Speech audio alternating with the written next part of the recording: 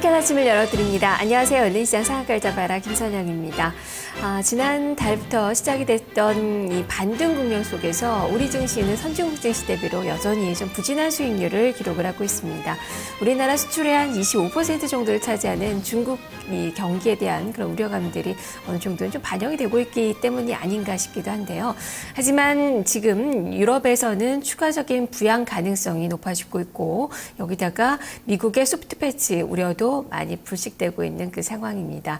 전반적으로 추가 부양에 대한 전반적인 유동성 장세에 대한 그런 기대감들이 증시에 좀 더 실리면서 이번 주 증시는 2000선을 넘어설 것이라는 그런 전망도 한쪽에서는 무르익고 있는 그 상황인데요. 자, 우리 증시 오늘 어떤 모습을 보일까요? 자, 일단 해외 쪽에서는 상승세의 분위기는 이어갔지만 혼조세로 지수는 마감이 됐습니다. 우리 증시에 어떤 영향을 미칠지 해외 증시 포인트를 보면서 살펴보겠습니다. 최하나 기자입니다.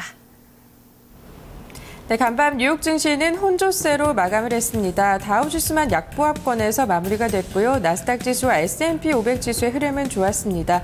S&P 500 지수는 사상 최고치를 다시 쓰는 흐름을 나타냈는데요. 이날 발표된 경제 지표는 대부분 없었습니다. 이벤트가 없는 가운데 상승에 대한 랠리에 대한 기대감으로 소폭 상승하는 흐름과 하락하는 흐름이 혼조됐었는데요. 먼저 다우지수부터 마감가 확인해 보도록 하겠습니다. 네, 다우지수입니다. 0.03%대 조정을 받으면서 마감이 됐습니다. 14,968선의 거래를 마감하는 모습이었습니다. 이어서 S&P 500 지수의 흐름도 살펴보겠습니다. 0.19% 오름폭을 늘렸습니다. 1,617.50포인트를 기록하면서 사상 최고치를 경신했습니다. 이어서 나스닥 지수의 흐름까지 확인하겠습니다. 0.42% 오름폭을 늘리면서 마무리가 됐습니다. 3,392선의 거래를 마쳤습니다. 그럼 미국발 이슈부터 확인해 보도록 하겠습니다. 이날 발표된 경제 지표 관련 소식부터 확인해 보도록 하겠습니다.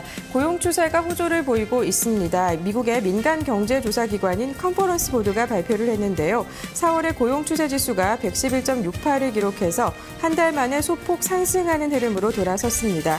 고용 회복에 대한 기대감이 반영이 됐습니다. 이 종목 흐름도 한 가지 살펴보겠습니다. 애플은 증권사 바클레이즈의 투자 의견 상향 소식에 2.3% 오름폭을 늘렸습니다. 기업 실적도 한 가지 체크하겠습니다. 미국 최대 육류 가공 업체입니다. 타이슨 푸드가 2분기 실적을 발표했는데요. 예상치를 하회했습니다.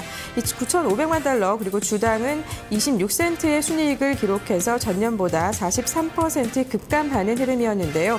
소고기 판매가 감소한 것이 부진의 원인으로 지적이 됐습니다.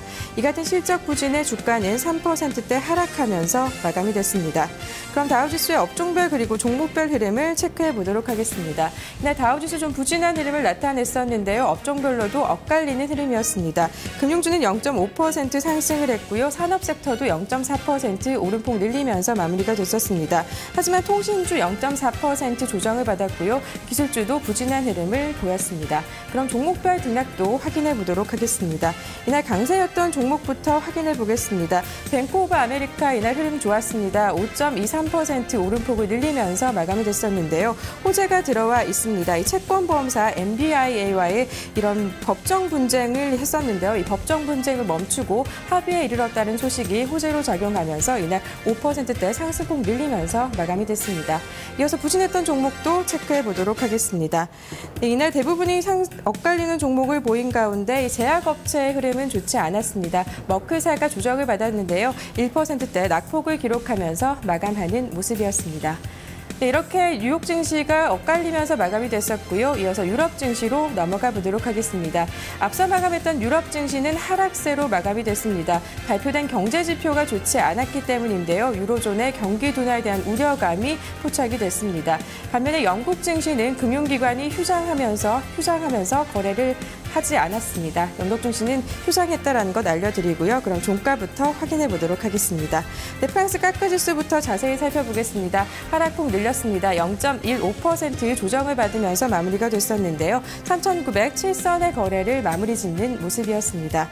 이어서 독일의 닥스 지수의 흐름도 체크하겠습니다. 0.13% 조정을 받았습니다. 이날 8,112선의 장을 마감했습니다. 그럼 유럽발 이슈도 체크해 보도록 하겠습니다.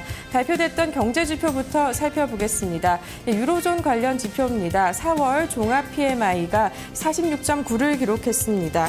이 소폭 하락하는 모습을 보였는데요. 15개월 연속 이 제조업 경기와 서비스업 경기가 위축되는 모습을 포착할 수 있었습니다.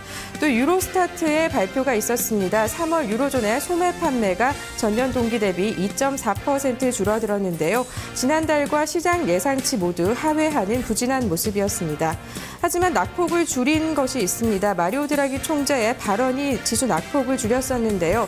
마리오 드라기 유럽중앙은행 총재는 앞으로 유로존 경제 상황에 대해서 들어오는 모든 자료를 검토하겠다. 그리고 필요시에는 추가 조치에 나설 것이라고 전하기도 했습니다.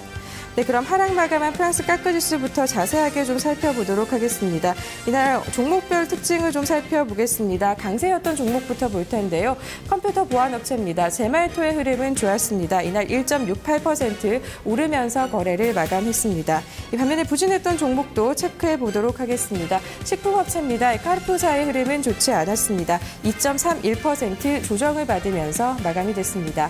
이어서 독일의 닥스지수까지 체크해 보도록 하겠습니다. 역시 하락권에서 마감이 됐었습니다. 업종별 흐름부터 좀 체크해 보겠습니다. 대부분이 하락권에서 마감하는 모습을 볼 수가 있었습니다. 기술주가 0.3%, 산업 섹터도 조정을 받는 모습이었습니다. 그리고 유틸리티 업종이 2.2% 크게 낙폭을 기록했다는 점 특징적으로 볼 수가 있겠습니다. 이날 종목별 흐름도 살펴보겠습니다. 강세였던 종목입니다. 산업가스 생산업체인 린데사의 흐름은 좋았습니다. 이날 3%대 상승폭을 늘리면서 마감하는 모습이었는데요. 1분기 실적이 개선됐다라는 평가를 받으면서 호재로 작용이 됐습니다. 강하게 상승 탄력 받는 모습이었고요. 반면에 부진했던 종목도 체크하도록 하겠습니다. 에너지 회사인 에온사의 흐름은 좋지 않았습니다. 이날 6.96% 내림폭을 늘리면서 마무리가 됐습니다. 네, 이렇게 유럽과 뉴욕의 증시가 엇갈리면서 마감이 됐던 가운데 오늘 국내 시장에는 어떤 영향력이 있을지 살펴보도록 하겠습니다. 네, 먼저 긍정적인 재료입니다. 워런 버핏이 발언을 했습니다. 미국 증시가 더 오를 것이다라는 낙관론을 제기했는데요. 국내 시장에도 호재로 작용할 전망입니다. 또 유럽중앙은행이 추가 경기 부양 의지가 있다라는 소식 역시 국내 시장에는 호재로 작용할 전망입니다. 이 반면에 부담을 주는 이슈도 있습니다. 유로존에서 발표된 경제 지표 가 나란히 부진한 모습을 나타냈는데요. 경기 둔화에 대한 우려는 국내 시장에도 부담을 줄 전망입니다. 지금까지 해외 증시 포인트였습니다.